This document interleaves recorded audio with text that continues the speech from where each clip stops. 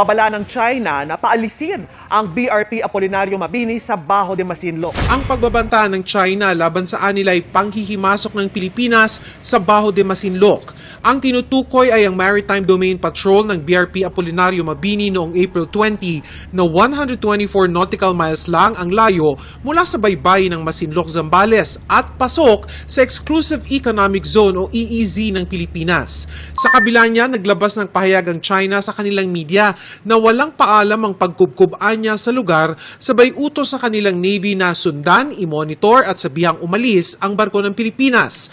Binalaan pa ng China ang Pilipinas na itigil ang provocation o pangahamon. Nagkagulo na. Naghahanda di umano ang China upang atakihin ang Australia. Sa mga nagdaang linggo, ang pag-ikot ng mga barkong pandigma ng China sa paligid ng Australia ay nagdulot ng mga pangamba at speculation tungkol sa tunay na intensyon ng Beijing. Ang mga kaganapang ito ay nagbigay diin sa umiiral na tension sa pagitan ng dalawang bansa at nagbukas ng mga tanong tungkol sa posibilidad ng direktang aggression ng China laban sa Australia. Ang People's Liberation Army Navy ng China ay nagsagawa ng mga live-fire military exercises sa mga tubig na malapit sa Australia at New Zealand, particular sa Tasman Sea. Ang mga aktibidad na ito ay nagdulot ng mga pangamba at speculation sa dalawang bansa. Bilang tugon sa di umanong banta sa China, nagbigay ng babala ang Air Services Australia sa mga airline tungkol sa potensyal na panganib mula sa mga barkong pandigma ng China na nagsasagawa ng mga ehersisyong militar sa Tasman Sea. Inalerto ang mga piloto at kinumpirma ni Punong Ministro Anthony Albanese na nagbigay ng abiso ang China tungkol sa posibleng live-fire exercises. Bagamat walang agarang banta, iniba ng ilang airline ang kanilang mga ruta upang maiwasan ang apektadong lugar. Mahalagang tandaan na ang mga pagsasanay militar ng China ay hindi lamang nakatuon sa Australia. Halimbawa, isinagawa ng People's Liberation Army, PLA, ang mga pagsasanay na pinangalanang Joint Sword 2024B sa paligid ng Taiwan na nagpakita ng kanilang kakayahang magsagawa ng magkasanib na operasyon sa iba't ibang sangay ng militar. Ang mga pagsasanay na ito ay bahagi ng mas malawak na estratehiya ng China upang ipakita ang kanilang kapangyarihan at tugunan ang mga isyu sa rehiyon tulad ng sitwasyon sa Taiwan. Sa kabila ng mga aktibidad na ito, walang ebidensya na nagpapakita na ang China ay nagre-rehearse ng pag-atake sa Australia. Ang kanilang mga pagsasanay ay isinagawa sa international na tubig at bahagi ng kanilang regular na pagpapakita ng kakayahang militar. Gayunpaman, ang mga hakbang na ito ay nagdulot ng pag-aalala sa mga bansa sa rehiyon na nagre-resulta sa pagpapalakas ng mga alyansa at cooperation sa depensa. Halimbawa,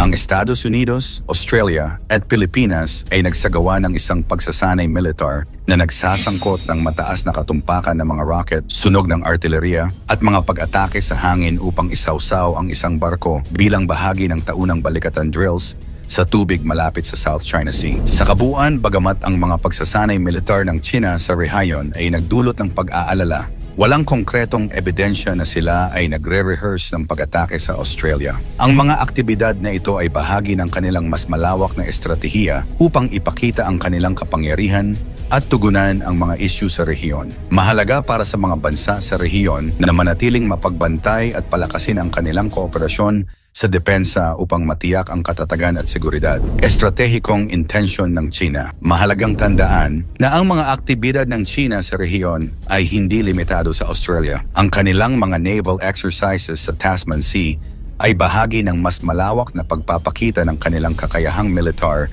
sa Indo-Pacific region. Ayon sa mga analyst, ang mga hakbang na ito ay nagpapakita ng lumalaking kumpiyansa ng China sa kanilang power projection at maaaring nagsisilbing pagsubok sa tugon ng mga bansang tulad ng Australia. Gayunpaman, walang direktang ebidensya na nagpapakita na ang China ay aktibong naghahanda ng atake laban sa Australia. Ang kanilang mga pagsasanay ay isinagawa sa international na tubig at ang kanilang mga aksyon, bagamat agresibo, ay hindi lumalabag sa mga international na batas.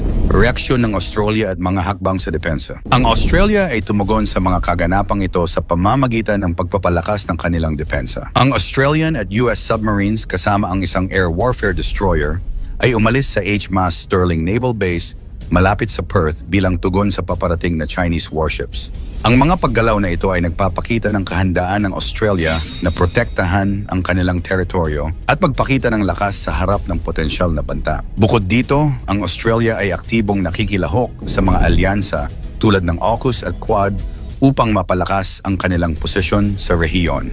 Ang mga partnership na ito ay naglalayong kontrahin ang lumalaking impluensya ng China at tiyakin ang seguridad ng rehiyon. Kaya ba ng China ang Australia? Kung sakaling magkaroon ng digmaan sa pagitan ng China at Australia, may malinaw na kalamangan ang China sa bilang ng tauhan, kagamitan at teknolohiyang militar. Ang People's Liberation Army, PLA ng China, ay isa sa pinakamalaking sandatahang lakas sa mundo na may daan-daang barkong pandigma, libu-libong eroplanong pandigma at isang malawak na arsenal ng mga missile. Sa kabilang banda, ang Australian Defence Force, ADF, ay mas maliit na may limitadong bilang ng mga sasakyang pandigma at personnel. Gayunpaman, ang Australia ay may modernong teknolohiya at mas mataas na profesionalismo sa kanilang hukbo na nagbibigay sa kanila ng kalamangan sa kalidad ng operasyon.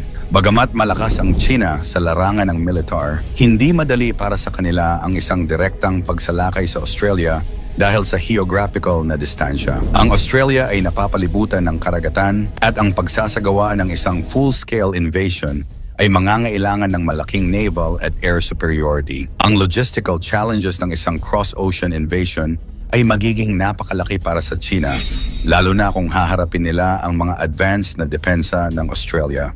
Bukod dito, yung Australia ay mayroong matibay na network ng mga base militar at estratehikong depensa na maaring mahirapang lusubin ng anumang puwersa. Isa pang mahalagang aspeto ay ang mga alyansa ng Australia, particular ang ugnayan nito sa Estados Unidos sa ilalim ng ANZUS Treaty. Kung umatake ang China, malaki ang posibilidad na makialam ang US at iba pang kaalyado tulad ng Japan at United Kingdom. Ang intervention ng mga bansang ito ay maaaring magpabago sa balanse ng kapangyarihan at gawing mas mahirap para sa China na manaig sa isang digmaan. Dagdag pa rito, ang mga bansang ito ay may advanced military assets na maaaring pigilan ang anumang aggression mula sa China. Sa kabuuan, bagamat may numerical at technological na kalamangan ang China, hindi madaling talunin ang Australia sa isang digmaan dahil sa geographical na hadlang, advanced na depensa, at malakas nitong alyansa sa ibang bansa. Ang isang ganitong tunggalian ay hindi lamang magiging labanang militar, kundi magiging isang geopolitical conflict na maaaring magdala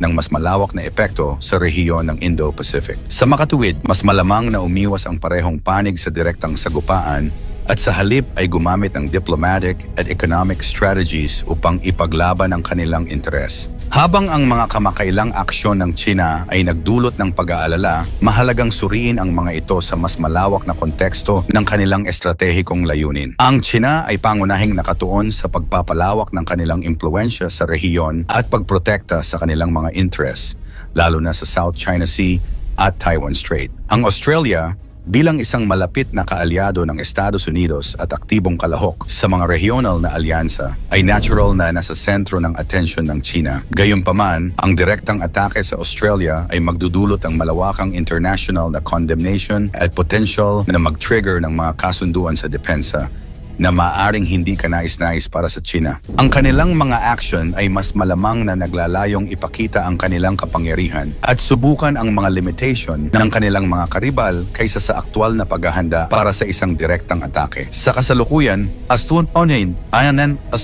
walang sapat na ebidensya upang magmungkahi na ang China ay aktibong naghahanda na atakehin ang Australia. Ang kanilang mga kamakailang aktibidad, bagamat agresibo at provokatibo, ay tila bahagi ng mas malawak na estratehiya upang ipakita ang kanilang kapangyarihan at impluensya sa rehiyon. Ang Australia, sa kabilang banda, ay patuloy na nagpapalakas ng kanilang depensa at nakikilahok sa mga international na alyansa upang matiyak ang kanilang seguridad. Mahalaga para sa parehong bansa na panatilihin ang bukas na linya ng komunikasyon at magsikap na bawasan ang tensyon sa pamamagitan ng diplomasya. Ang pagpapatuloy ng mga usapang depensa ay isang positibong hakbang tungo sa direksyong ito. Sa huli, ang pagpapanatili ng kapayapaan at katatagan sa rehiyon ay nakasalalay sa kakayahan ng mga bansa na mag-navigate sa mga komplikadong dinamika ng kapangyarihan ng may pag-iingat at pag-unawa. Ikaw, sa iyong palagay, kung sakaling magkadigmaan ang China at Australia, kaya ba ito ng China? Ikomento mo naman ito sa ibaba. Huwag kalimutang mag-like and share. Maraming salamat at God bless.